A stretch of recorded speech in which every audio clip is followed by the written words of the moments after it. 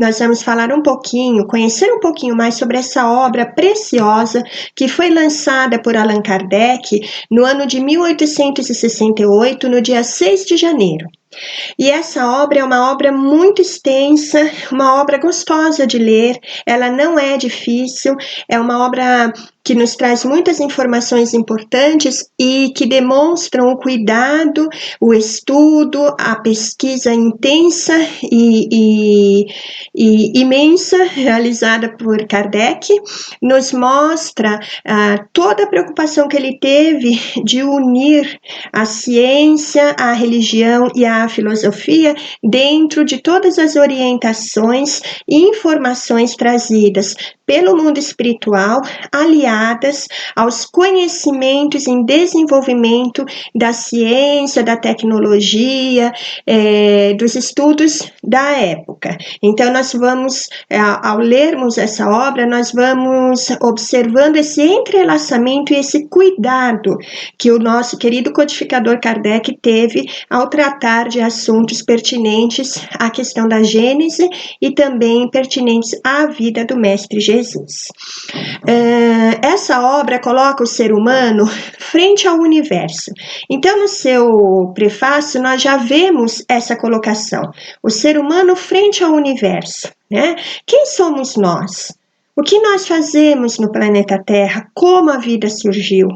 Como ela se desenvolveu, o que é realmente a trajetória do espírito humano. Então, esse livro coloca realmente, coloca o ser humano frente ao universo da criação infinita do Pai Maior.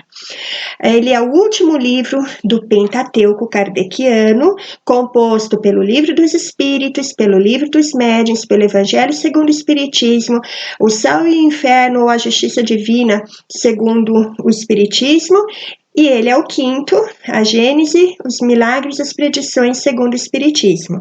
Nós sabemos que após a desencarnação de Kardec, em 1869, também houve a edição do livro Obras Póstumas, mas não nesse ano, né? Mas nós sabemos que foi a reunião de escritos, estudos de Kardec que compuseram essa obra. Mas o último livro escrito por Kardec em vida foi o livro A Gênese. Ele foi dividido em duas partes. Então, esse livro, como a gente vê pelo próprio título, ele é dividido em duas partes, tratando a primeira parte sobre a questão da Gênese e a segunda parte sobre as questões do Evangelho, referentes aos milagres e às predições. Sua primeira edição foi no dia 6 de janeiro de 1868, sendo que, como eu falei, Kardec desencarnou em 1869, e ele é um livro de caráter científico. Então, é o que eu falei logo na abertura. É um livro em que nós percebemos o cuidado que Kardec teve em fundamentar os conhecimentos estudados, pesquisados, compilados por ele, juntamente com as orientações dos espíritos que auxiliaram, que lideraram a codificação espírita, com os conhecimentos, as descobertas, os conhecimentos e os avanços científicos da época do século XIX. Nós vemos também, e nós já estudamos isso, que o método desenvolvido por Kardec para fazer a codificação, para fazer a organização da doutrina espírita e das informações vindas do mundo espiritual para nós, se deu através de uma ciência empírica, ou seja, não é a ciência oficial estabelecida pelo caráter científico acadêmico, e sim a ciência empírica, que é uma ciência experimental.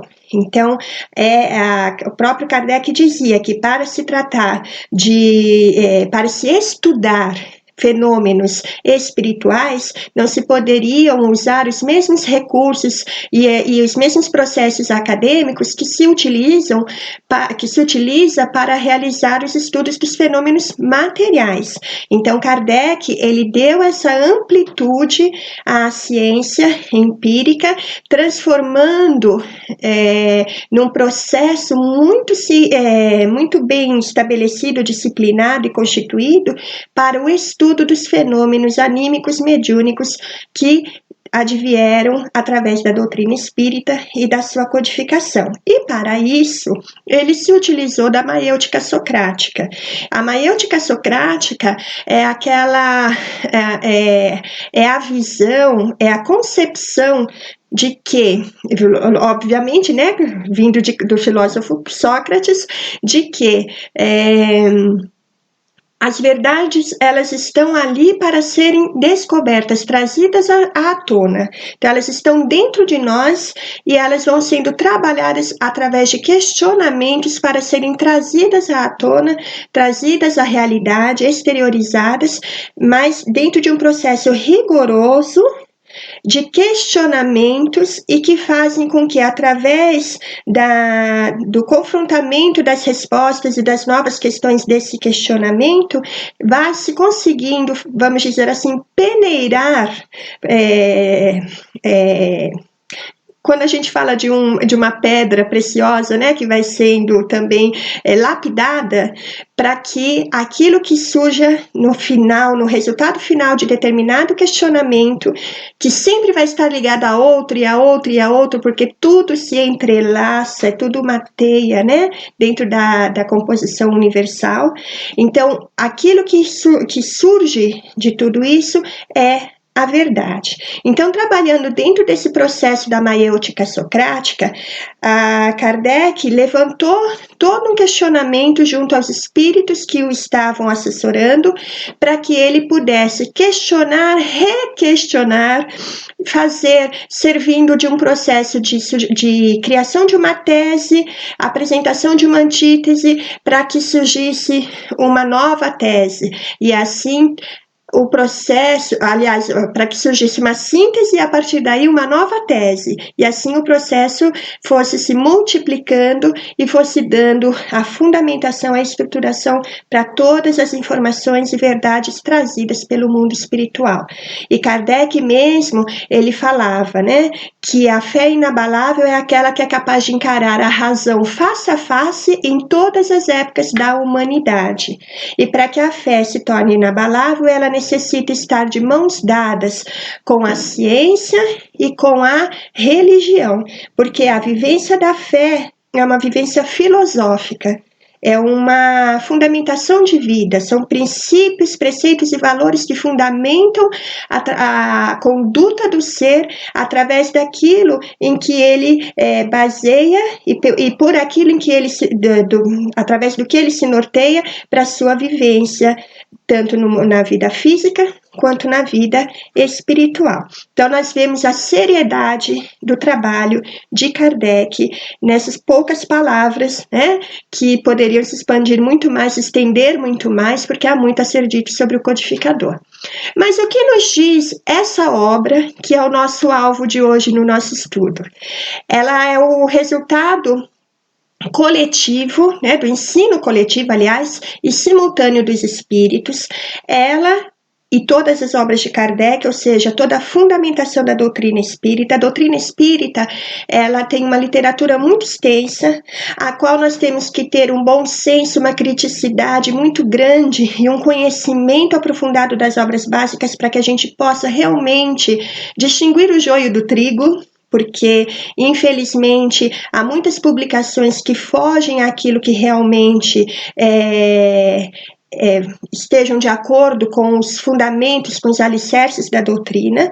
Então, nós precisamos conhecer profundamente a obra de Kardec, porque a doutrina espírita, ela tem, sim, os seus livros basilares, o seu alicerce, ao qual ela não pode fugir, porque ela é uma doutrina evolucionista, evolucionária ou evolutiva, que vem trazendo, na medida em que nós estamos prontos, novas informações, mas ela nunca pode ser contraditória. Então, essas novas informações, elas vêm acrescentar e ampliar aquilo que já está ali dentro da doutrina nas suas obras basilares.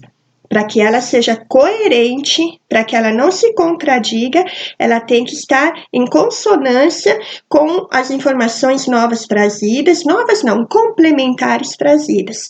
Então, nós temos que ter sempre esse conhecimento, esse estudo aprofundado das obras de Kardec, para nós termos esse discernimento e não nos deixarmos envolver por ideias fantasiosas e por misticismos, né? A gente tem que ter muito cuidado. Por isso, lembrar que há o controle universal da doutrina dos espíritos, que foi aquele controle realizado por Kardec para poder compilar todas as informações trazidas pelo mundo espiritual.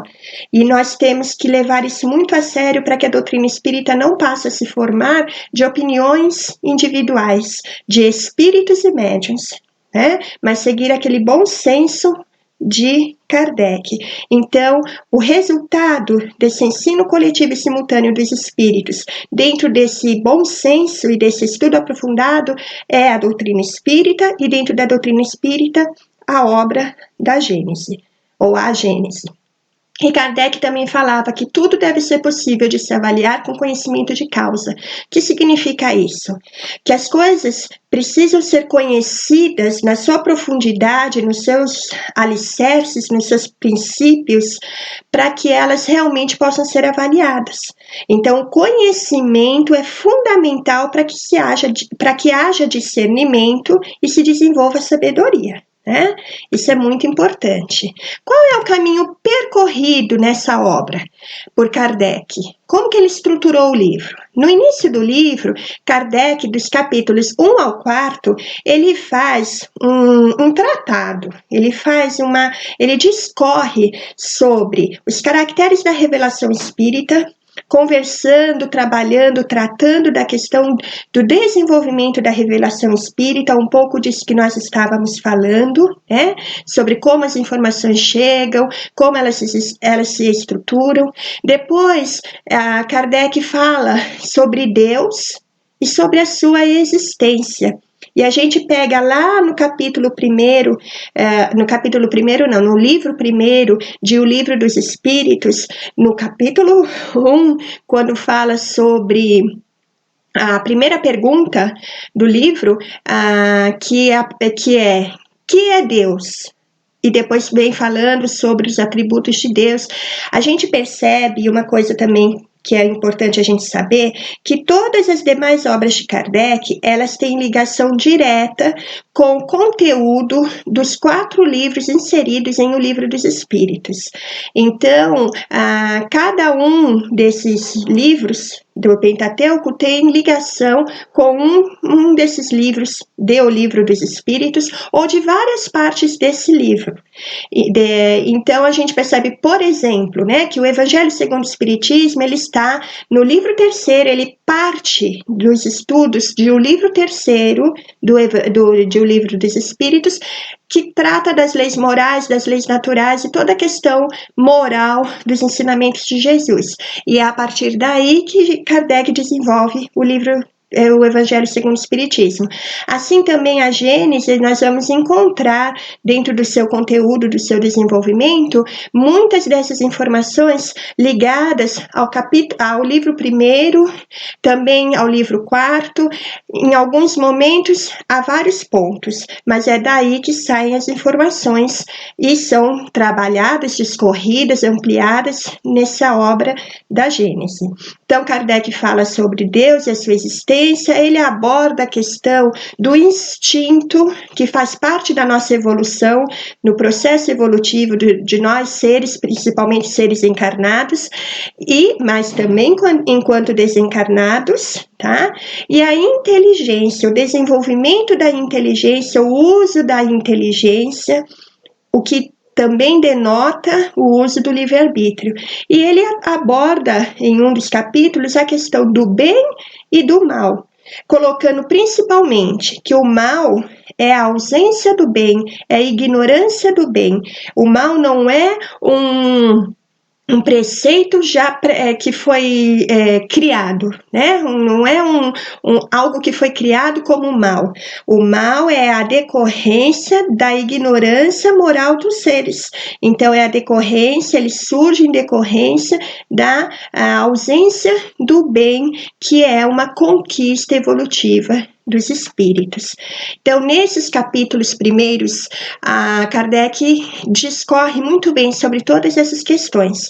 No capítulo 5, nós temos um estudo realizado por Kardec abordando os antigos e os modernos sistemas científicos até aquela época. Então, nessa parte, Kardec faz um trabalho muito legal, muito interessante, falando sobre como que era a crença, como se deu a crença e o desenvolvimento dos estudos para que se chegassem aos conhecimentos científicos que havia à sua época, dentro do conhecimento do ser humano e do universo. Então, ele coloca que no começo, a concepção desses sistemas científicos da formação do universo se dava muito baseada nos sentidos, porque não havia instrumentos, não havia como, de uma maneira mais ampla, mais científica, mais tecnológica, se conhecerem as realidades fora do planeta Terra. Então, tudo se dava muito pela observação, muitas vezes, a olho nu dos fenômenos da natureza. Então, no início, os espíritos, os seres encarnados, acreditavam que o Sol é quem girava ao redor da Terra, a teoria do geocentrismo. A Terra era o umbigo, né, ao redor do que tudo girava. A Terra era o umbigo do universo, o umbigo do sistema solar, então tudo girava ao redor da Terra. Também a concepção daquela época era de que a Terra era plana e circular. Então, a Terra plana. E também havia a crença nas águas superiores e nas águas inferiores. É interessante quando a gente pega o livro A Gênese Bíblica de Moisés, a gente encontra lá que Deus separou as águas superiores das águas inferiores. A gente encontra esse termo sendo utilizado, por quê? Porque esse termo, as águas superiores e as águas inferiores, se referia aos céus e aos oceanos. Então, dessa mesma forma, os lugares baixos dentro dos sistemas de crença desenvolvidos estavam relacionados ao inferno. Por isso que a crença de o inferno é lá embaixo, né? Lá embaixo a gente não sabe onde, mas é lá embaixo. E os lugares altos eram tidos como lugares ditosos. Então, havia os céus, havia a concepção de que o céu tinha 7 camadas, né? Então, se falava de chegar ao 7º céu. Quanto mais alto o céu, mais ditoso o local, mais próximo de Deus. Então, essa era a crença que se desenvolvia através do conhecimento, da observação que havia. Agora, se a gente pegar os principais estudiosos que mais se destacaram dentro da história, em relação a questão matemática, científica e da astronomia, nós vamos ver que no ano de 600 a.C., Tales já falava, já afirmava, né, que a Terra não era plana, que ela era uma esfera, que ela era redonda, algo que era complicado porque as pessoas não aceitavam muito, né? Os 4 cantos da Terra. Então, a gente encontra esse termo, os 4 cantos da Terra. Por quê? Porque era a crença que se tinha, mas Tales já afirmava que a Terra era redonda. No ano de 500 antes de Cristo, 100 anos depois de Tales, Pitágoras não só afirma que a Terra era uma esfera, era redonda, como ela fazia um movimento de rotação ao redor de si mesmo, que dava, né, a formação do dia e da noite, e de translação ao redor do Sol. E Pitágoras já coloca, através dos seus estudos, o sistema solar. Só que naquela época se acreditava que o sistema solar tinha 6 planetas. Outros foram descoberto só muito depois. De 310 a.C. e 230 a.C., o estudioso também Aristarco de Samos, ele criou o primeiro modelo heliocêntrico para descrever o funcionamento do sistema solar. Então, o geocentrismo acredita que a Terra é o centro do universo e que tudo gira ao redor dela. Os outros planetas, a Lua, todos giram ao redor da Terra. E o heliocentrismo demonstra que no nosso sistema solar, o Sol é o centro e todos os planetas giram ao redor do Sol, né? Então, Aristarco, ele já defendia isso antes de Cristo, há mais de 200 anos antes de Cristo. Em 160 antes de Cristo, Hiparco, que também foi outro astrônomo estudioso, ele, utilizando do progresso da ciência, através dos seus estudos, ele descobriu e fez o cálculo dos eclipses lunares, apresentou, né, a sua teoria sobre as manchas solares e as revoluções lunares. Então, eram informações que iam sendo trazidas e descobertas aos poucos. A gente vê que a ciência hoje em dia, no prazo de uma década, traz assim centenas, milhares de informações que vão sendo descobertas rapidamente. Antigamente, demoravam séculos para que as coisas pudessem realmente se desenvolver. A gente percebe que, passando o período da vinda do Cristo à Terra, no ano de 140 depois de Cristo, surge a figura de Ptolomeu. E Ptolomeu, ele era um matemático, ele era um cientista, ele era astrônomo, que vivia em Alexandria, ele era grego. E ele, na realidade, ele desfez aquilo que Pitágoras já tinha dito, né? Ele coloca que a Terra era uma esfera sim, mas ela era o centro do universo. E ela era constituída de uma região elemental e de uma região etérea. Falando das camadas da Terra, né, da sua atmosfera.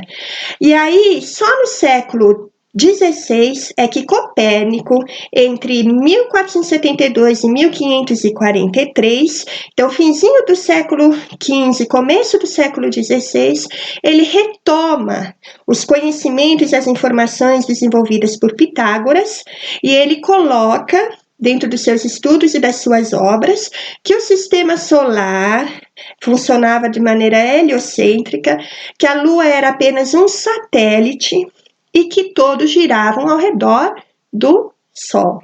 E por causa disso, Copérnico ele foi perseguido pela Inquisição.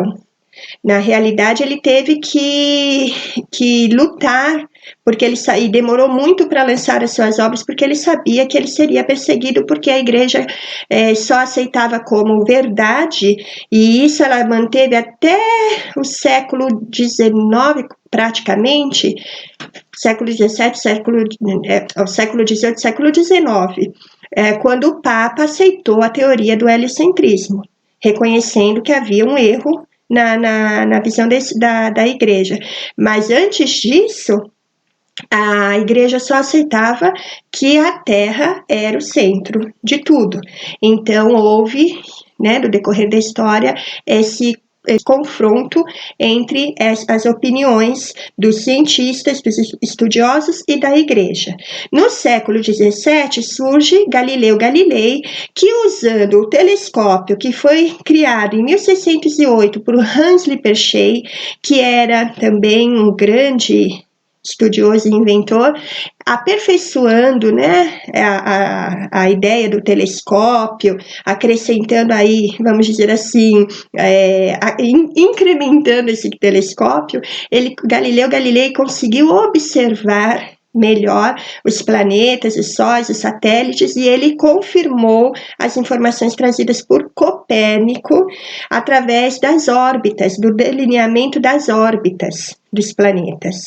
Mas Galileu Galilei também foi perseguido pela Inquisição e foi obrigado a negar essas informações a custos de ser excomungado. E ele foi obrigado a fazer essa negação de tudo aquilo que ele havia descoberto com a comprovação do telescópio, né, desse instrumento. Só no século XVIII, finzinho do século XVII, início do século XVIII, é que Isaac Newton, usando os instrumentos, toda a instrumentação necessária, ele conseguiu comprovar, através de uma base física, a gravitação dos planetas ao redor do Sol. E aí não houve mais contestação. Tudo isso é abordado nesse capítulo 5 por Kardec. Depois, no capítulo 6, a gente vê Kardec abordando a questão da uranografia geral. A uranografia é o estudo, a ciência que estuda a descrição do céu, né? Então, Kardec fala nesse capítulo sobre a questão do espaço e do tempo, sobre a matéria, partindo do fluido cósmico universal, sobre as leis e as forças que regem a natureza do universo, lembrando das leis naturais, das leis morais que estão em o livro 3º do Livro dos Espíritos, tá? Fala sobre a criação universal, ele aborda a questão dos sóis, dos planetas, dos satélites e dos cometas, fala sobre a Via Láctea, as estrelas fixas, os desertos do espaço, a sucessão eterna dos mundos. Aí ele aborda a questão da vida universal e a diversidade dos mundos habitados. Então, todas essas questões nós encontramos nesse capítulo 6º. Depois nós também vamos estudando mais adiante, no capítulo 7, onde Kardec apresenta, em relação ao desenvolvimento e formação da vida na Terra, um esboço geológico de todos os períodos geológicos da Terra. Então, ele vai abordando e descrevendo, dentro das informações que havia na época e daquilo que foi acrescentado espiritualmente, ele vai descrevendo cada um desses períodos, como aconteceram e qual o seu desenvolvimento. Então ele fala sobre o início de tudo na formação do planeta Terra, há 4 bilhões e meio de anos atrás, mas aproximadamente, que é o estado primitivo do globo. Ele vai tratando do desenvolvimento que nós estudamos naquelas primeiras aulas, né, sobre o período de resfriamento do planeta, o surgimento do protoplasma, o surgimento da vida dentro da água, todo esse desenvolvimento. Então ele vai falando do período primário,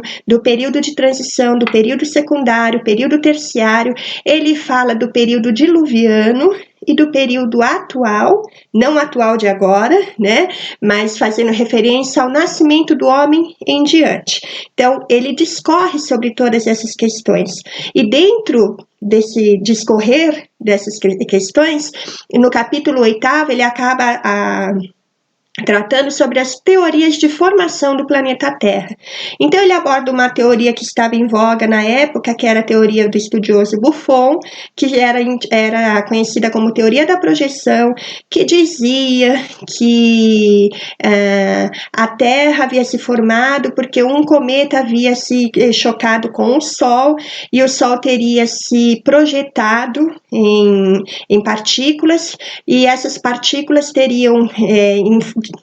eram incandescentes, obviamente, por causa do Sol, e teriam então formado os planetas que giram no sistema solar. Então Kardec traz essas informações e traz também as refutações referentes a essa teoria, que dentro dos estudos, já na época, já era combatida. Ele aborda a questão da teoria da condensação, que é a mais aceita até hoje, que fala que o planeta Terra e o universo se formou da condensação do fluido cósmico universal ou da matéria cósmica.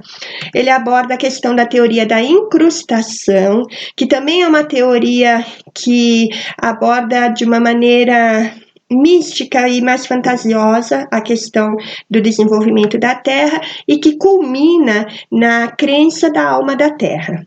Como nós não vamos estudar essa obra especificamente, todos os campos dela, então não vou ficar explicando sobre essas teorias, mas quem quiser conhecer mais a fundo, no capítulo 8º tem como saber, tá bom? No capítulo 9º, a Kardec aborda a questão das revoluções do globo. Então, ele aborda um estudo sobre as transformações geológicas do nosso planeta, que o nosso planeta sofreu, os cataclismos que o atingiram. Ele fala sobre a questão do dilúvio, e ele fala sobre as revoluções que aconteceram no nosso planeta. No capítulo 10, ele entra numa questão muito interessante sobre a gênese orgânica, e ele fala sobre a primeira formação dos seres vivos. Então, ele trabalha o desenvolvimento do conhecimento que se tinha à época, né? Aquela velha questão, quem nasceu primeiro, o ovo ou a galinha? Então, ele aborda, dentro dos conhecimentos e pesquisas e informações trazidas à época, a primeira formação dos seres vivos, e ele fala sobre a escala dos seres orgânicos, sobre o desenvolvimento da escala dos seres orgânicos, falando inclusive do desenvolvimento do princípio espiritual. E aí ele aborda uma questão que já era levantada à época, que é a questão da geração espontânea para o surgimento da vida na Terra, né? E ele fala sobre o princípio vital, que é o elo, é a ligação, é o fluido, é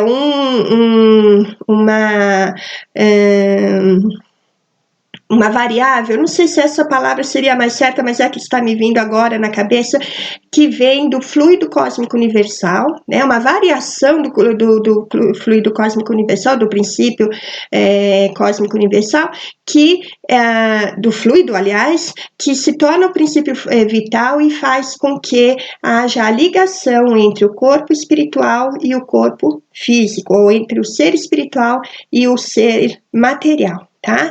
Então, o princípio vital entra também no estudo de Kardec, no capítulo 10º do livro A Gênese.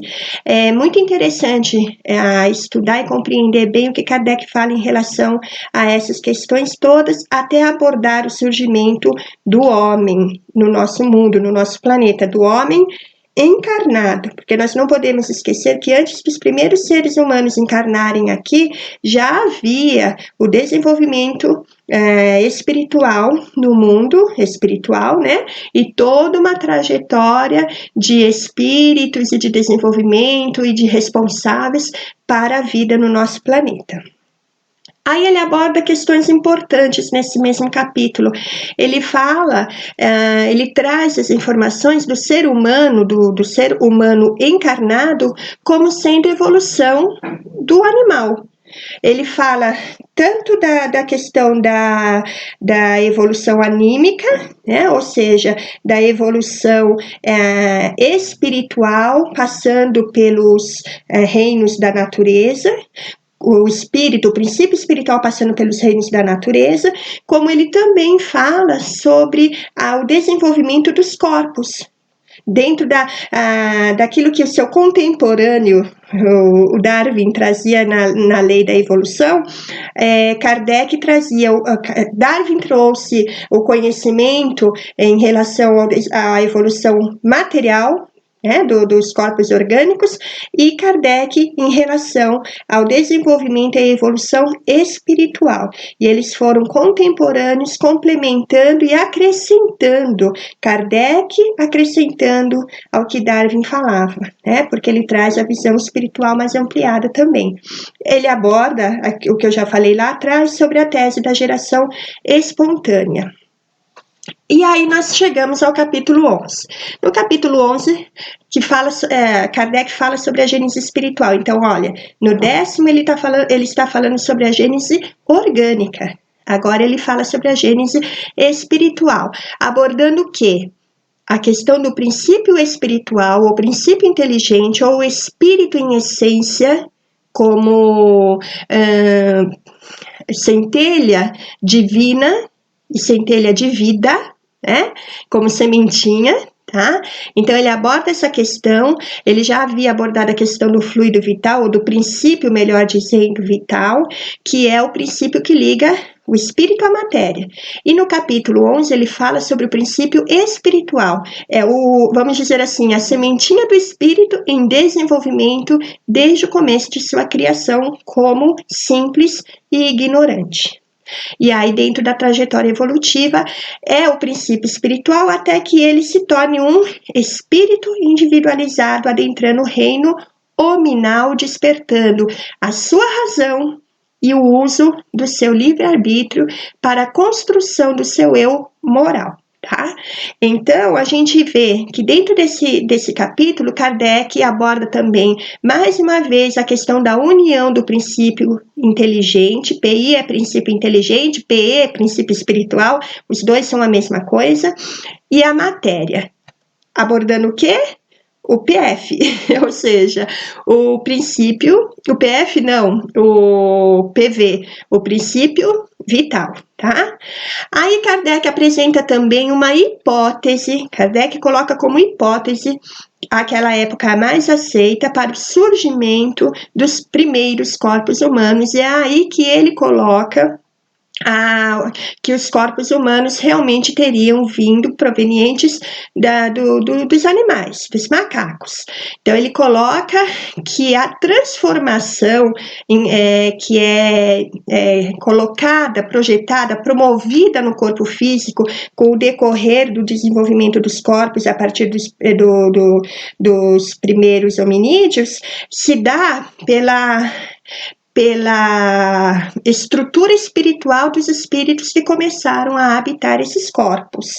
Então, Kardec coloca essa linha de raciocínio, tratando também da encarnação dos espíritos e falando das reencarnações e da necessidade dos processos reencarnatórios. Ainda ele trata da questão das emigrações e imigrações dos espíritos, mostrando que nós saímos da nossa pátria original, a nossa matriz, a nossa pátria espiritual, que é o mundo espiritual. Então, nós, ao sairmos de lá, nós emigramos para virmos e entrarmos num mundo que nos é estranho, ou seja, que não é a nossa pátria espiritual. Então, nós emigramos aqui, nós saímos de lá e emigramos, adentramos o mundo físico, imigrando para este mundo, para passarmos por nossas necessidades de crescimento e aprendizado e burilamento espiritual, e depois retornamos ao mundo espiritual através da desencarnação. Então, ele trata das migrações dos espíritos. Ele aborda a questão da raça adâmica, toda aquela parte de Adão e Eva, quem teriam sido, né, falando da representação, da alegoria de Adão e Eva e da vinda da raça adâmica, do surgimento da raça adâmica, o que nós encontramos depois em um desenvolvimento ainda mais amplo no livro A Caminho da Luz, de Emmanuel, encontramos também no livro Os Exilados de Capela, e que nós já estudamos. E ele aborda a questão da doutrina dos anjos decaídos. Então, ele fala também sobre essa questão de anjos decaídos. Será que isso realmente existe, né? Será que o espírito involui? Ele tem uma evolução e, de repente, ele involui? E ele nos mostra que não existe o retroceder dentro da evolução, sempre caminhar para frente. E depois, no capítulo 12, de uma maneira muito interessante, ele faz um quadro, ele apresenta um quadro comparativo entre a Gênese bíblica e a Gênese científica. Então, a Gênese de Moisés, a Gênese mosaica, que se apresenta falando sobre os 6 dias da criação. 6 dias porque no 7º Deus descansou, né?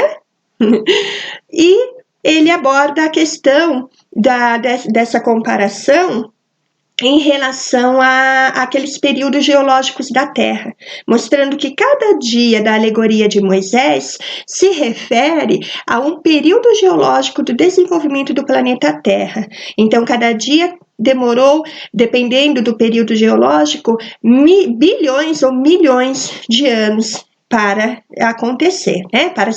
Para ter esse processo todo. E ele, nesse mesmo capítulo, ele acaba abordando a questão do paraíso perdido. Então, ele faz um estudo e ele descreve, ele trata a questão do Jardim do Éden, né? Ele fala sobre Adão e Eva, ele fala sobre essa história do paraíso perdido, do pecado original, e ele mostra que tudo é uma alegoria para demonstrar a evolução, que é sempre adiante. A evolução ela é sempre em linha reta, para frente. ela nunca é para trás. Ou o espírito, ele estaciona no ponto em que ele se encontra, ou ele continua galgando os degraus da sua evolução, mas ele nunca retorna e nunca perde as suas conquistas evolutivas. Então, ele trata de todas essas questões, colocando, fundamentando as explicações sobre a gênese mosaica dentro do desenvolvimento desse conhecimento todo. Terminando essa parte, que é a primeira do livro A Gênese, ele entra na questão dos milagres, que há pouco tempo nós tivemos aulas sobre eles, né? Então ele discorre nessa parte sobre os caracteres dos milagres, e aí a primeira pergunta é: existem milagres? Quer dizer, o que é um milagre? O milagre existe? O que é o sobrenatural? E aí então ele fala sobre os caracteres dos milagres, mostrando que eles não existem, e que Jesus não realizava milagres, que Jesus tinha o conhecimento pleno de toda a criação, de toda a matéria, das leis e forças que regem a matéria, e que com esse conhecimento pleno e essa envergadura moral, ele realizava a manipulação desses fenômenos para que eles se realizassem. É como se nós pensarmos em nós como crianças pequenininhas e Jesus como um desses extraordinários seres que tem um conhecimento matemático que a gente não consegue nem pensar de longe, nem de maneira nenhuma a gente consegue entender como é que aquela pessoa tem aquele conhecimento, aquele determinado raciocínio, que para nós é extraordinário, é milagroso, e que está naturalmente dentro das leis da evolução como conquista daquele espírito. Então Jesus, ele tinha todo o conhecimento para realizar o que ele fez dentro do cumprimento das leis naturais. Então Kardec discorre sobre isso, ele fala sobre os milagres no sentido teológico, desmistificando a existência do milagre nesse sentido de sobrenatural. Milagre é uma coisa admirável, mas ela não é extraordinária e nem sobrenatural. Ela é admirável no sentido de se ter o conhecimento necessário para realizar coisas que não são comuns a todos no nível evolutivo em que nós nos encontramos ainda, atualmente. Aí ele fala, é interessante o título, que o Espiritismo não faz milagres. Em que sentido? Que a doutrina espírita nos esclarece e nos mostra que tudo está dentro das leis perfeitas criadas por Deus, e que por serem perfeitas não precisam ter nada fora da sua condução natural. E aí ele pergunta: Deus faz milagres? E dentro de todas as explicações trazidas por ele, que nós já estudamos, nós sabemos que não. Ele vai abordar e fazer ele vai fazer o estudo sobre o sobrenatural e as religiões, e aí então ele apresenta um capítulo inteiro sobre o estudo da natureza e as propriedades dos fluidos, o que é muito interessante, porque nesse capítulo ele resume o conhecimento necessário para nós entendermos todos os fenômenos considerados sobrenaturais, inclusive os milagres realizados por Jesus. Então, do capítulo 18 ao capítulo 25, aliás, do capítulo 13 ao capítulo 25, ele traz todas essas explicações e o descrever, a descrição dos fenômenos tidos como milagres do Evangelho. Depois disso, então, tratando sobre o nosso querido Mestre Jesus e todo o bem que ele nos trouxe e nos fez. Depois disso, então, ele fala sobre as predições segundo o Espiritismo, tratando também nesse capítulo da questão da teoria da presciência, que é todo também um estudo que nos traz o conhecimento de como a presciência se estabelece, se dá mediunicamente falando, nessa relação entre mundo físico e mundo espiritual. E aí, dentro desse estudo, ele nos apresenta as predições no Evangelho e analisando a questão das profecias. E ele coloca que as profecias, elas são alertas e são vamos dizer, entre aspas, estimativas do que está por vir pela projeção do comportamento, do direcionamento da humanidade, nas suas escolhas, na sua atmosfera psíquica, espiritual. Então, dentro disso, há uma projeção do que pode ser, né? Mas que nós sempre temos o uso do livre-arbítrio para transformar o nosso presente e o nosso futuro e libertarmos-nos do nosso passado. Então, Kardec, com aquela frase que eu iniciei, nos diz que a fé inabalável é somente aquela que pode encarar a razão face a face em todas as épocas da humanidade. Por isso, o Espiritismo anda de mãos dadas com a lei do progresso. E sempre nós vamos ter novas e mais amplas informações da espiritualidade maior, mas dentro daquilo que Kardec trabalhou nessa sua missão no planeta Terra, de trazer a codificação a todos nós, através dos estudos e da voz dos espíritos, porque a doutrina espírita, ela é a doutrina dos espíritos. E esse controle universal feito por Kardec, para quem se aprofunda e estuda o processo, consegue perceber por que a doutrina espírita tem uma consistência irrefutável. Porque realmente houve um estudo muito estruturado, disciplinado e lúcido sobre as informações trazidas. Então, Kardec colocava que o processo de toda a nossa vida é nascer, morrer, renascer ainda e progredir sempre. Tal é a lei de progresso e de evolução. Chegando até aqui, nós vamos estudar um pouquinho agora sobre a questão da polêmica que surgiu em torno dessa obra Gênese. E aí, eu vou mostrar para vocês os dois lados dessa polêmica e dizer desde já que existem aqueles que... É lógico, é uma polêmica, né? Existem aqueles que aceitam os dados novos apresentados e existem aqueles que não aceitam. Então, nós não temos como afirmar. Existe uma grande gama de estudiosos falando que não, que é certeza que a Gênese foi adulterada. E existe uma gama ainda grande daqueles que dizem que não foi adulterada, que foram alterações. Então, para a gente compreender se foram alterações, se foram adulterações, o que é cada uma dessas coisas e por que surgiu toda essa polêmica, nós vamos agora estudar algumas coisas importantes, tá? O que não tira de maneira nenhuma o êxito e a grandiosidade das informações trazidas nessa obra, muito pelo contrário. Tudo aquilo trazido por Kardec está na mais perfeita ordem.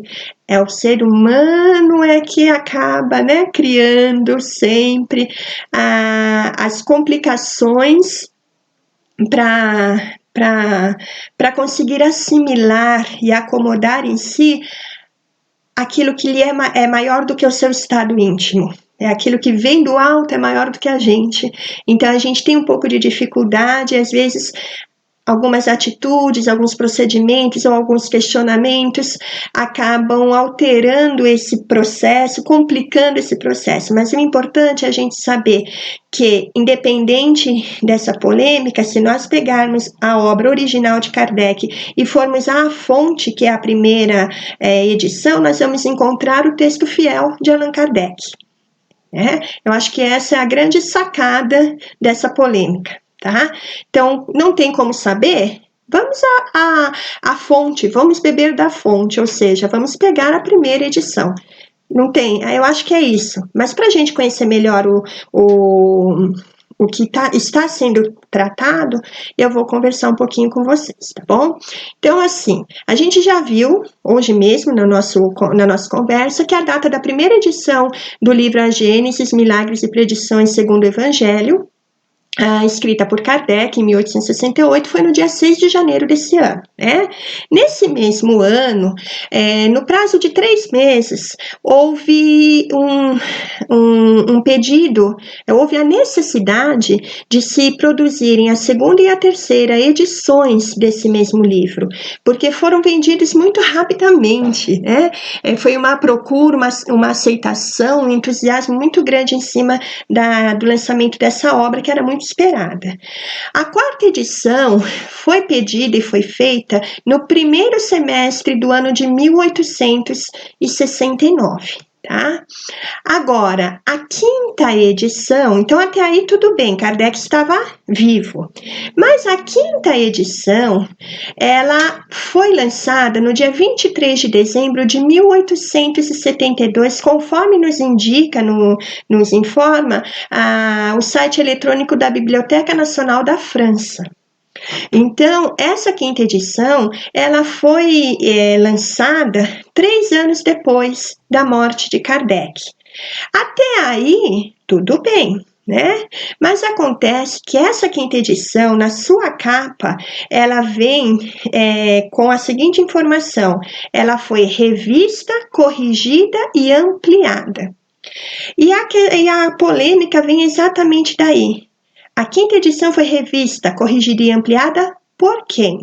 Então, há aqueles que consideram que Allan Kardec fez essa revisão, essa correção e essa ampliação antes de desencarnar e deixou preparado para quando surgisse uma nova edição. E há aqueles que dizem que não, que Kardec não modificou nada do que ele havia escrito, que essa revisão, essas correções, essas alterações teriam sido colocadas na obra A Gênese pelos continuadores de Kardec, né? E que não foram autorizadas pelo próprio codificador.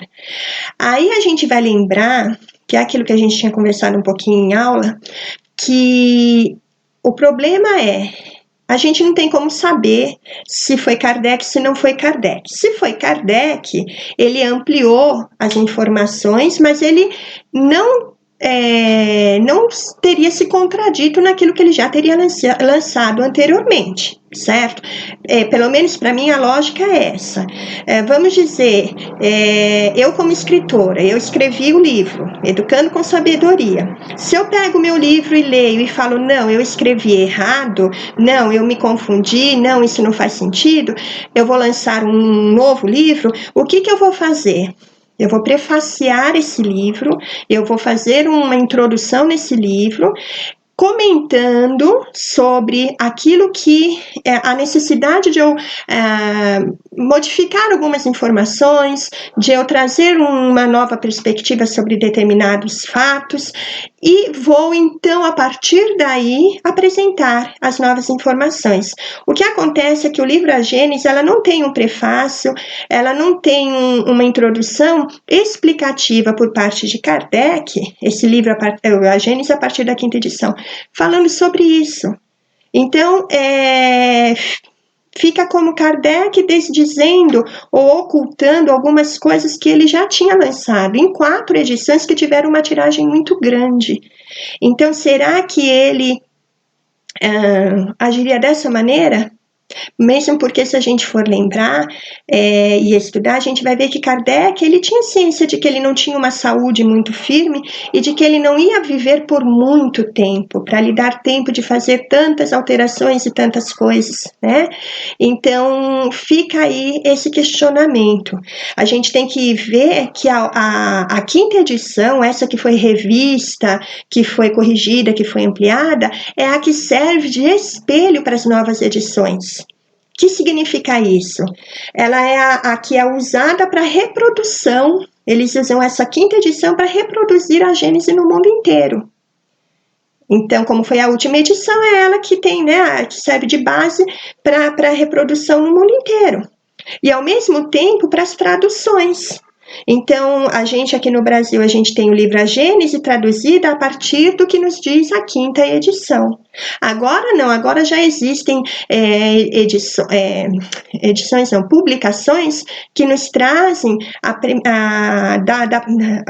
como espelho a primeira edição, né? A própria editora FEAL, que eu tinha comentado com vocês, ela fez esse estudo para trazer a primeira edição, que é fiel. Não tem como dizer que essa não foi Kardec que escreveu. E as outras aconteceram em vida de Kardec. Essa última aconteceu 3 anos depois, então existe toda uma polêmica em cima disso e que faz sentido, mas não é comprovada, nem que sim, nem que não, né? Então, o que nós sabemos sobre as alterações na obra?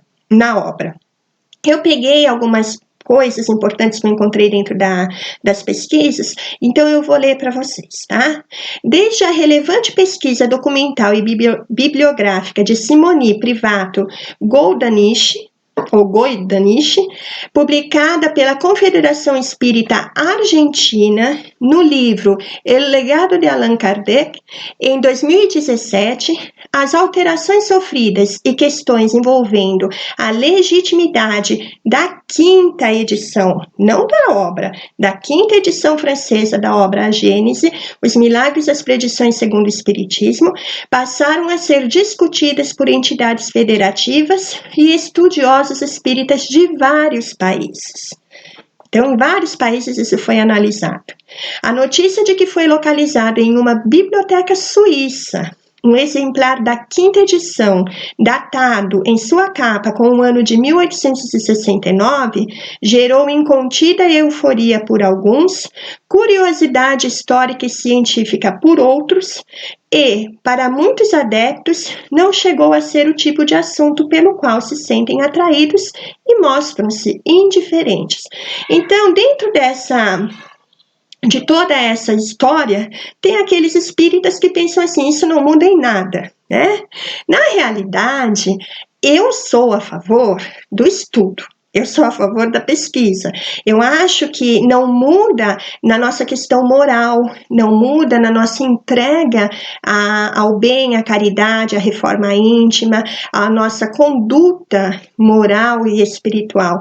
Mas, ao mesmo tempo, se está se referindo aos alicerces da doutrina espírita, é uma coisa que precisa ser estudada, verificada, questionada, e eu acho que se confrontando as informações, a gente consegue encontrar aí um discernimento de se aquilo que foi alterado realmente está em consonância com o que já havia antes, só vem a complementar, ou se existem contradições, porque Kardec, dentro do seu estudo tão disciplinado e bem arquitetado, ele não cairia em contradição. Então, a gente tem que avaliar tudo isso. Então, tem aqueles que ficaram muito eufóricos em pesquisar e descobrir tudo isso, e tem aqueles que não estão interessados, que dizem que nada vai mudar. Na realidade, eu vejo os dois lados. Não vai mudar na questão da filosofia, da filosofia da reforma íntima e da vivência da caridade como máxima para todos nós, mas na questão dos princípios basilares, na questão da fundamentação dos preceitos e conceitos doutrinários, dependendo das informações aí alteradas, pode haver mudança sim, e não pode haver contradição. Não foi o próprio Kardec que falou que a fé inabalável é a que é capaz de encarar face a face todas as épocas da humanidade, porque não se contradiz, né? Então, eu acho uma questão importante, por isso que eu quis trazer para todos nós que estamos estudando a doutrina espírita. Eu sei que para quem está fazendo o curso, talvez isso ainda seja um pouco mais complicado de se entender, mas como a gente hoje em dia entra na internet, ouve palestras, ouve várias pessoas falando, às vezes pessoas que nem têm tanto conhecimento assim, mesmo sendo iniciantes espíritas, né, do estudo espírita, a gente tem que ter boa noção para que a gente consiga ter discernimento entre aquilo que a gente ouve, que a gente vê e que nos é colocado, e a gente tem que ter esse discernimento. Tá? Então, o que nós sabemos sobre as alterações dessa obra? Nós estávamos falando sobre isso. Continuando dentro desse texto, dessas pesquisas que eu estava lendo, diz assim: a qualidade das alterações da quinta edição são questionáveis, tanto em aspectos estruturais no texto, quanto em aspectos conceituais e até doutrinários. Aí é que a coisa pega, né? Há também o aspecto legal, pois se houve alteração da obra sem o conhecimento e autorização de Allan Kardec em vida, caracterizaria uma adulteração. Então, qual é a diferença? Uma alteração é algo que o autor ele pode realizar na sua obra a qualquer momento. Então, o autor ele pode olhar aquilo e falar: não, eu quero alterar isso, eu quero modificar, eu quero acrescentar determinadas informações, eu quero tirar determinado parágrafo, eu quero estruturar o texto de uma maneira diferente. Isso pode ser feito entre uma edição e outra, porque vai aprimorando, né, as informações do texto. Mas isso feito pelo próprio autor da obra seriam alterações.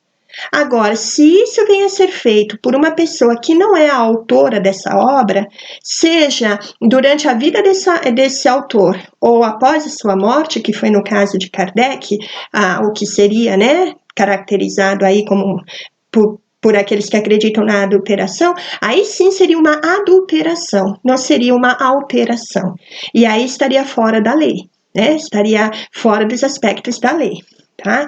Então a questão é essa: foi uma alteração realizada pelo próprio Kardec ou foi uma adulteração incutida por Le Marie, que era um dos contemporâneos e continuadores da biblioteca Ai, me fugiu o nome agora, gente, mas que lançava as obras, né, que deu continuidade ao lançamento das obras trazidas por Kardec, tá? Então, essa é a questão. As alterações ocorreram em todos os 18 capítulos da quinta edição. Algumas mais e outras menos significativas, porém, bastaria uma única modificação que não tenha sido autorizada ou feita por Kardec para se ferir o aspecto legal. E, igualmente, bastaria uma única modificação com desvirtuamento doutrinário para se questionar se Kardec teria se contradito e gerado prejuízo conceitual à obra. Então, olha aí onde que está a questão, né? Então, se foi feito e não foi por Kardec, então é contra a lei. E se foi feito com desvirtuamento doutrinário, ou seja, em prejuízo dos conceitos da doutrina, e tivesse sido feito por Kardec, então isso traria uma contradição e teria um prejuízo conceitual à obra. Eu acredito que, nesse caso, Kardec, dentro de tudo aquilo que a gente já estudou, da sua personalidade e do seu compromisso moral com a obra, ele teria preferido tirar a obra de circulação e na Revista Espírita colocar lá artigos falando sobre os enganos da obra, mas isso também nesse caso, é uma opinião minha. Eu acredito que seria uma das probabilidades. E, é claro, muitos estudiosos também dessa polêmica também acabam pensando dessa maneira. Tudo isso surgiu em relação a terem sido alterações ou adulterações por causa do biógrafo de Kardec, o Henri Sous, que em 1884 ele foi o principal biógrafo de Kardec. E em 1884 ele pegou esse livro, a Gênese, a partir da quinta edição, e ele viu a sua capa. E aí ele viu lá que a obra tinha sido revista, ampliada e corrigida e ampliada, e aí ele começou a questionar aquilo. E o que ele fez? Ele pegou a primeira edição e a quinta edição e ele confrontou as duas, linha por linha, pergunta por pergunta, texto por texto. E aí ele verificou todas as alterações que havia nessa obra. E ele começou a questionar se essas alterações teriam realmente sido feitas por Kardec, dentro de tudo isso que a gente acabou de comentar, conhecedor de Kardec como ele era, né? E dessa situação toda. Então, o que aconteceu? Ele apresentou a sua discordância sobre essas alterações através de um artigo, de uma carta que foi publicada. Tá? Então, foi a partir daí. Então, se a gente parar para olhar, olha a data, 1884. É uma coisa que surgiu ali, alguns anos, quase 15 anos depois, quase 15 anos depois que Kardec havia desencarnado, porque ele, né, desencarnou em 1869, então quase 15 anos depois de Kardec ter desencarnado. Kardec, Henri Solse verificou isso e já fez esse levantamento, e ele já colocou de maneira clara que foi adulterado. Né? Na sua carta, ele não coloca como alteração, ele fala como realmente ele acreditasse numa adulteração. Nós vamos ver daqui a pouco. Agora, tudo isso no decorrer desses anos todos foi sendo estudado, teve um período de esfriamento em que não se falou mais sobre isso, mas depois, quando essa questão foi levantada novamente, a FEB, que é a Federação Espírita Brasileira, ela, a bem, né, da verdade, como diz, ela encomendou e ela solicitou um estudo aprofundado sobre a obra Gênese. E esse estudo teria sido também um estudo comparativo da edição original com a quinta edição. E, através desse estudo, foi realmente atribuído, na concepção de quem realizou o estudo, a gente sempre tem que lembrar que são concepções de seres humanos, nenhum deles estava lá no momento para fotografar e registrar devidamente, né, os acontecimentos, tá? Era impossível. Então, são concepções a partir dos estudos, dos levantamentos, dos dados que se tem e que não são conclusivos, na realidade, sobre essa polêmica. Então, dentro desses estudos, chegou-se à conclusão, no que tange a FEB, de que essas modificações foram feitas pelo próprio codificador, pelo próprio Kardec, na sua obra, tá? Agora, o que diz a lei?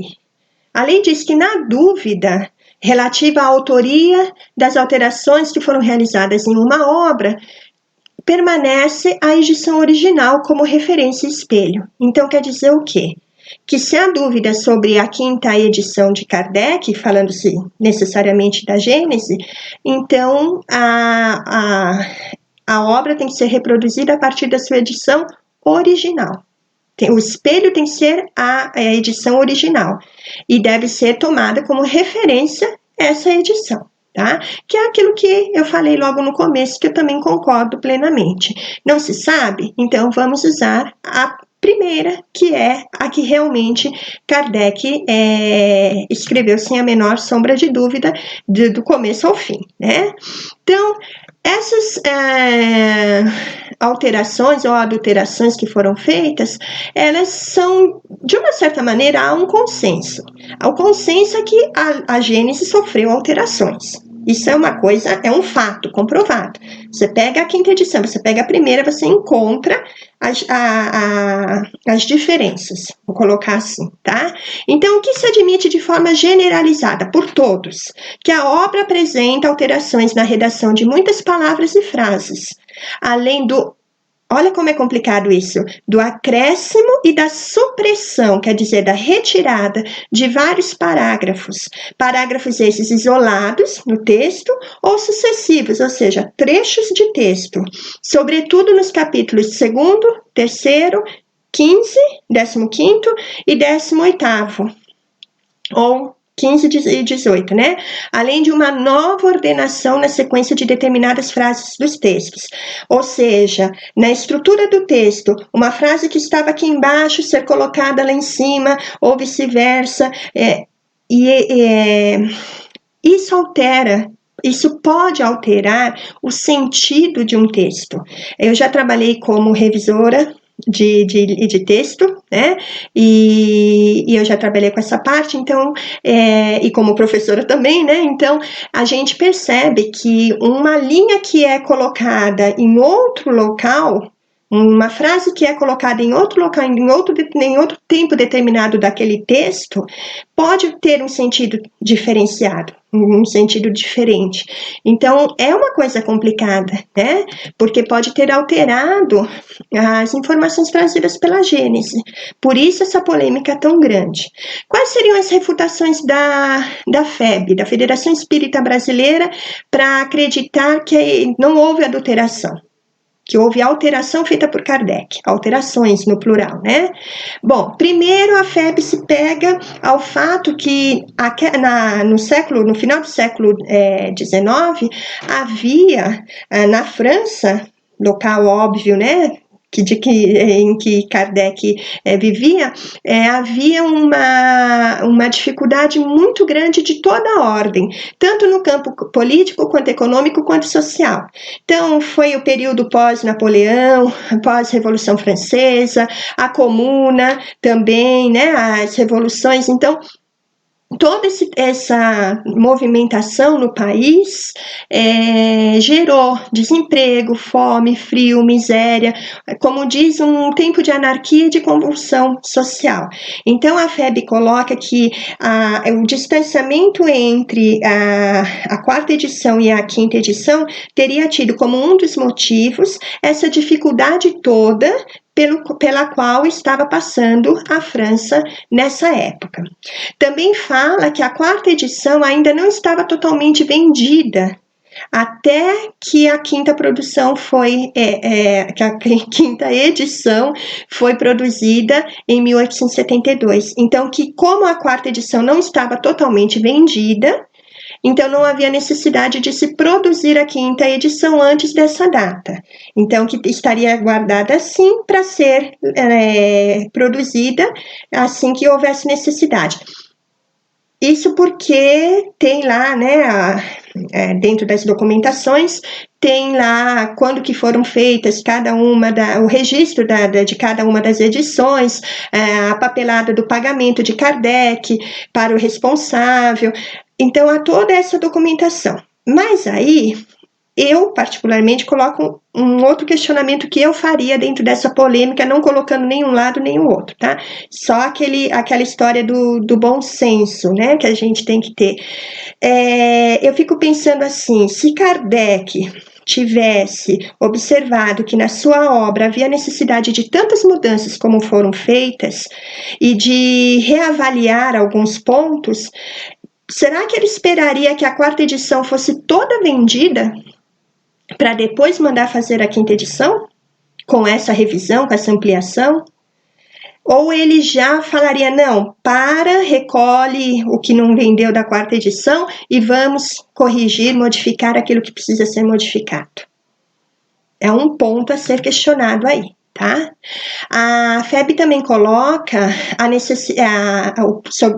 como ponto de vista, né, dela, dentro desse estudo que foi feito, que essa ampliação, essa revisão só denotaria que Kardec tinha um cuidado, um empenho, um compromisso muito grandes em aperfeiçoar a obra.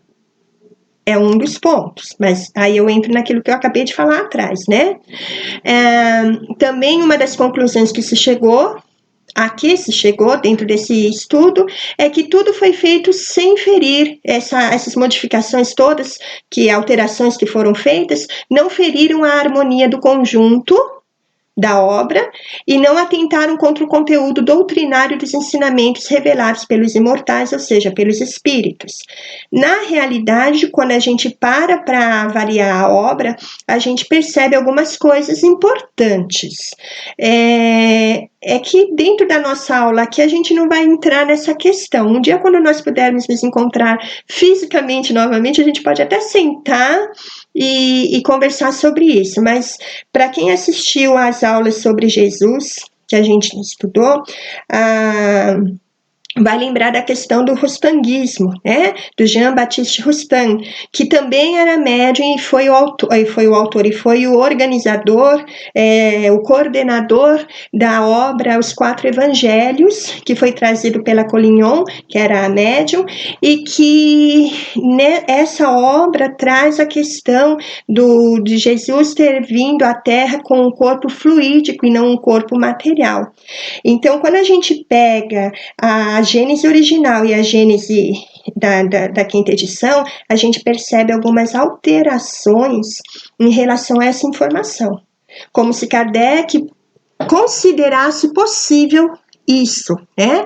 E Kardec, ele não considerava algo possível, ele deixou, nós temos cartas referentes a essa questão, onde ele coloca que essas informações, elas não seriam totalmente, elas não teriam passado pelo controle universal dos espíritos, então ele atribuía a opinião a opinião pessoal do espírito ou dos espíritos que supostamente, falando de maneira respeitosa, mas supostamente teriam trazido essas informações pela médium, tá? E aí a gente percebe o quê? Que a FEB e alguns segmentos da doutrina espírita aceitam o rustanguismo, aceitam o docetismo, que é esse misticismo, né, mais incrustado dentro do que foi trazido por Kardec, enquanto os estudos de Kardec, eles têm um caráter mais científico e não místico. E então, se a gente comparar, a gente percebe que algumas dessas alterações trazem uma certa dúvida em relação a isso. E o Rustem, a essa época, ele, vamos dizer assim, de uma maneira comum de falar, competia, né, com Kardec. Então, existe sim motivos para que se analise de maneira mais profunda aquilo que aconteceu, tá? Mas, pelas refutações da FEB, essa é uma das colocações. Ela também coloca, dentro do estudo, eu estou citando a FEB porque a gente encontra nas pesquisas as refutações feitas por ela, como órgão responsável por essa análise. Então, nós encontramos lá que ela coloca que, dentro desse estudo, que outras obras de Kardec também sofreram alterações nas edições seguintes. A gente sabe, por exemplo, que o Livro dos Espíritos, ele tinha um pouco mais de 500 questões na primeira edição e logo em seguida, na segunda, já foi para 1019. A gente sabe que os livros, algumas das obras foram sofrendo algumas alterações, mas não alterações estruturais nos conceitos, mas sim ampliando as informações, reorganizando a estrutura dessas organizações, mas sempre dentro daquilo que era coerente com o que já havia sido escrito. E Kardec estava vivo. Não foram alterações feitas após a morte de Kardec ou que foram lançadas após a morte de Kardec. Se nós pegarmos as datas dessas alterações, nós vamos ver que foram até 1869, que foi o ano em que Kardec desencarnou. Então, essa refutação também a gente tem que pensar um pouquinho sobre ela, ainda a FEB coloca que o estilo literário em que estão contidas essas alterações é o estilo literário de Kardec. Então, que as alterações foram escritas com a mesma clareza, concisão, objetividade, com o encadeamento lógico das ideias, com a urbanidade e a elegância na forma de escrever de Kardec. Também existe a possibilidade de ser copiado, imitado isso, O depoimento de Armand Théodore Desliens, que era um médium da Sociedade Espírita de Paris e era também secretário particular de Allan Kardec até a desencarnação de Kardec, E esse depoimento foi publicado na Revista Espírita em março do ano de 1885, onde ele afirma que foi Kardec quem fez as alterações. Só que os estudiosos dizem que existem muitas falhas nesse depoimento em relação às técnicas e maneiras como teriam sido realizadas essas alterações dentro mesmo do próprio processo de produção das publicações, tá? Então há esse questionamento. E segundo os estudos realizados pela FEB, a Amélie Gabrielle Baudet, que era a esposa de Kardec, uma pessoa atuante dentro do movimento, ela viveu mais de 10 anos depois que Kardec, né, que ela desencarnou bastante tempo depois, e ela não teria contestado as alterações realizadas na obra. A gente encontra do outro lado algumas afirmações de que ela sim já questionava determinadas coisas. Então, é aquilo, né? São informações que a gente não tem ainda como saber certinho.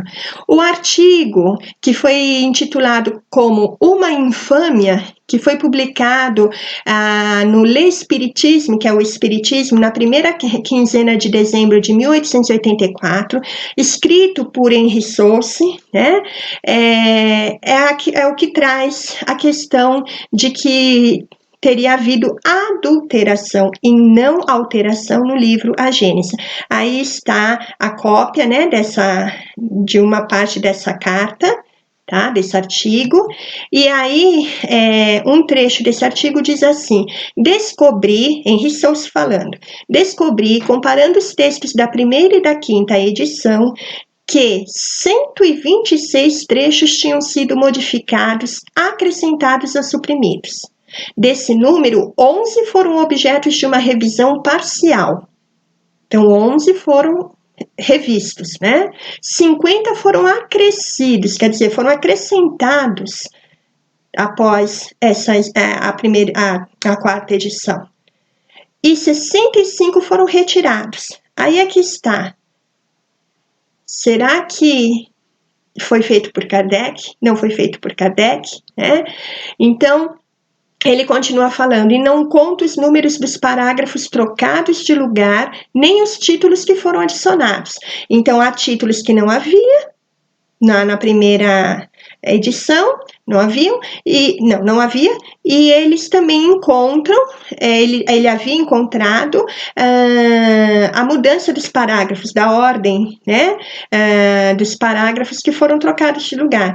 Então, ele fala assim, todas as partes desse livro sofreram mutilações mais ou menos graves.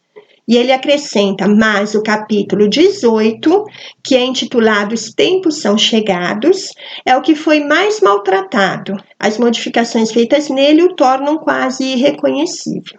Então, ele fez esse estudo comparativo. Aí a gente percebe, ele fez esse estudo à época, comparando as obras, e depois esse pesquisador pela FEB fez o mesmo estudo. As conclusões de um foi que não mudam a estrutura doutrinária, e a de Henri Sauce é de que esse capítulo, por exemplo, ficou irreconhecível. Então, é algo que requer o nosso estudo, requer a nossa reflexão, o nosso aprofundamento, pegando todas essas partes, para que a gente consiga ter um discernimento e uma visão melhor do que realmente é ou não, né? Para aqueles que gostariam de estar cientes das modificações sofridas pela Gênese, eu vou colocar aqui os números das páginas onde podem ser encontrados. As passagens modificadas da edição de 1868 são nessas páginas que estão aí, são as 11 revisões parciais a que ele se refere, e na quinta edição, então essas de cima são as passagens que foram revisadas parcialmente na edição original, no que estava na edição original, tá? Adicionadas já na quinta edição, são todas essas que estão aí, ó, 50. E as que foram suprimidas, ou seja, tiradas do texto, são essas 65 que estão aqui colocadas. Então, por aí a gente consegue ver que foi bastante coisa que acabou sofrendo ou alteração ou a adulteração. Existe, se vocês quiserem depois se aprofundar sobre essa questão, existe na internet toda uma refutação sobre a questão da adulteração.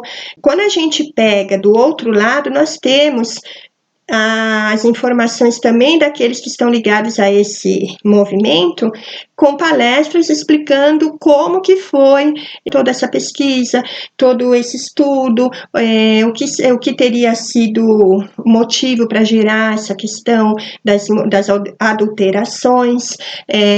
Então, ele coloca a questão do Le Marie dentro dos conflitos que surgiram nas publicações, né, do livro, na continuidade da doutrina espírita, logo nos primeiros tempos, parece até lá atrás a história dos cristãos, né? E aí a gente tem como acessar os dois lados e ter um parâmetro melhor. Hoje eu estou trazendo só um panorama geral, tá?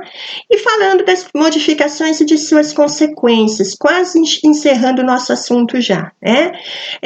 Apenas como exemplo, aponta-se a distorção encontrada no capítulo 14, logo em seu item 1º. Na edição original, Kardec enfatiza que os fenômenos espirituais não podem ser explicados pelas leis da matéria. Isso está plenamente coerente com as informações anteriores de Kardec na obra, tá? Agora, na 5ª edição, a palavra matéria foi trocada por natureza e mudou o significado do que Kardec falou, porque as leis naturais, elas abrangem os elementos materiais e os elementos espirituais. E quando essa substituição foi feita, significou que os fenômenos espirituais são excluídos das leis naturais, e aí passam a ser sobrenaturais. Fica incoerente. Por quê? Quando diz lá em cima que os fenômenos espirituais não podem ser explicados pelas leis da matéria, Kardec está se referindo àquele fato de que o que é espiritual precisa ter toda uma ciência espiritual, ou seja, uma ciência empírica, né, melhor dizendo, tá, para fazer-se esse estudo. Por quê? Porque não é a matéria física que vai estudar e que vai explicar os fenômenos espirituais. Então, ele coloca nesse sentido. Agora, quando fala que os fenômenos espirituais não podem ser explicados pelas leis da natureza, está tirando a questão dos fenômenos espirituais das leis naturais, que são inerentes ao universo, das leis gerais, as leis morais, naturais, divinas, que regem todo o universo, não só a matéria densa. E aí desconfigura a colocação de Kardec, e aí acaba transformando a questão dos fenômenos espirituais em algo extraordinário, em algo sobrenatural. Aí nós voltamos à questão dos milagres. Então descaracteriza tudo aquilo que Kardec, quando entra na questão dos milagres e predições do Evangelho, vai colocar em relação aos milagres. Que eles não são fatos extraordinários, que eles não são fatos sobrenaturais, mas que eles estão submetidos às leis morais, às leis do universo. Então, não poder explicar os fenômenos espirituais sob os aspectos da lei da matéria é diferente de não poder explicar sob os aspectos da natureza. Tá? Então, ficou incoerente, deu uma distorcida na realidade, contradisse, né? O que é dito numa parte e o que é dito no outro. Tanto é que o Herculano Pires, quando fez estudo para fazer uma dessas traduções, ele percebeu essa modificação, ele foi na fonte, que era a primeira edição, e ele colocou exatamente como está na primeira edição. Pelas leis da matéria e não pelas leis da natureza, tá? E aí diz que assim, conceitualmente, há um problema que contradiz todos os usos que Kardec fez da expressão leis da natureza nesta obra. Então, a gente percebe que não pode haver esse tipo de contradição, para que as consequências não sejam a contestação dos ensinamentos da obra de Kardec. né? Depois, na segunda quinzena de outubro de 1883, no Le Espiritisme, foi lançado o artigo Um Pouco de Luz. Esse artigo Um Pouco de Luz foi escrito por Berthe Fropo, que ela concordava com essa ideia de que realmente havia uma deturpação na obra de Kardec. Então, nesse artigo, ela coloca uma crítica geral à administração da continuação, né, da publicação das obras de Kardec.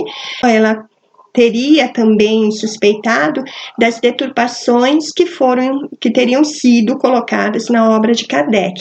Então, unindo-se esse artigo com o artigo do Henri Sousa, foi o que despertou toda essa polêmica e esse estudo e essa busca para que se encontre realmente aquilo que é o correto, e que ainda hoje não é uma coisa definitiva. Como eu tinha comentado com vocês, a Simone Goldanisch Privato, ela foi a estudiosa que foi atrás da fonte. Ela foi até a França, ela teve autorização para mexer, para estudar diretamente das obras escritas por Kardec.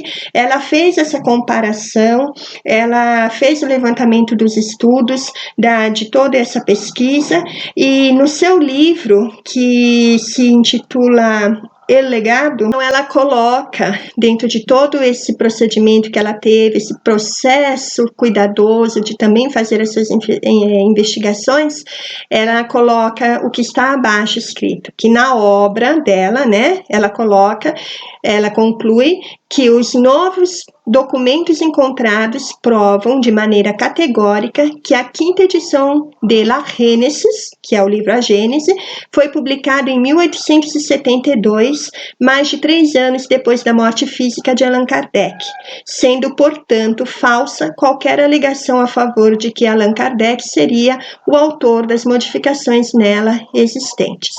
Então, dentro de tudo isso, o que nos cabe é pesquisar, discernir, aprender, nos aprofundarmos na tarefa de estudar, né? E sermos coerentes, das informações e dos conteúdos trazidos por Kardec, para que nada esteja fora dos princípios da doutrina espírita, para que a gente realmente, ao estudar, não encontre contradições, porque o próprio Kardec colocava, como está aqui, né? A característica essencial de qualquer revelação tem que ser a verdade. Revelar um segredo é tornar conhecido um fato. Se é falso, já não é um fato.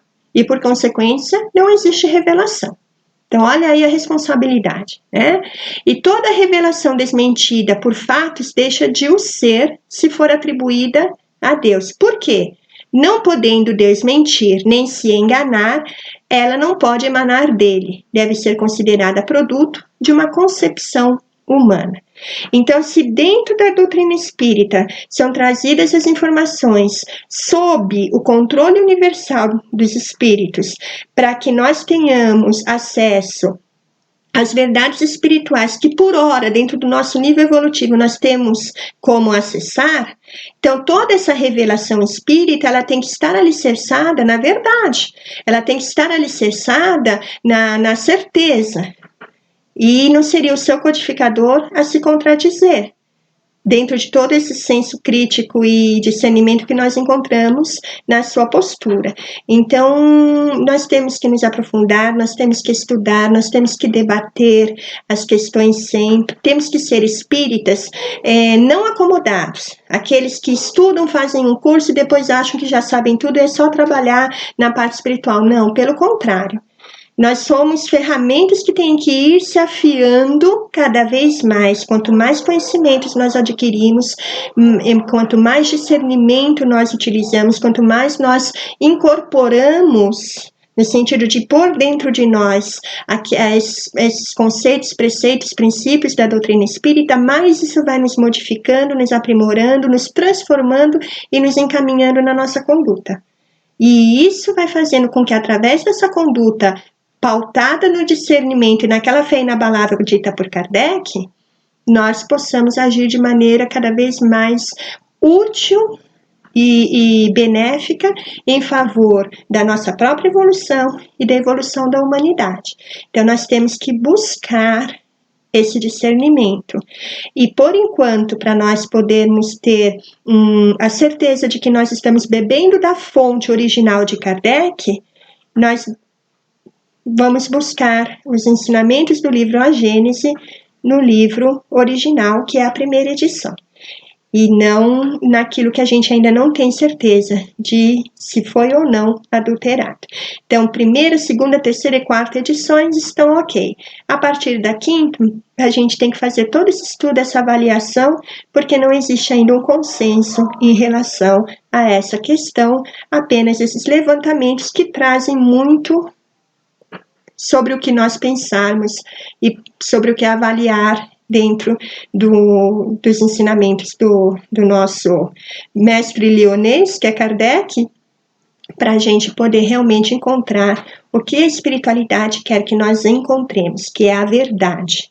Então, que essa verdade possa ser a luz que nos ilumina e que a gente tenha sempre capacidade para poder discernir e escolher aquilo que é o mais correto, mas que também a parte intelectual jamais supere em nós a importância e a vivência da parte moral, da parte espiritual, a vivência do amor, da caridade, da bondade e de uma vida com uma conduta o mais ilibada possível, dentro da busca espiritual de evolução que nós estamos realizando.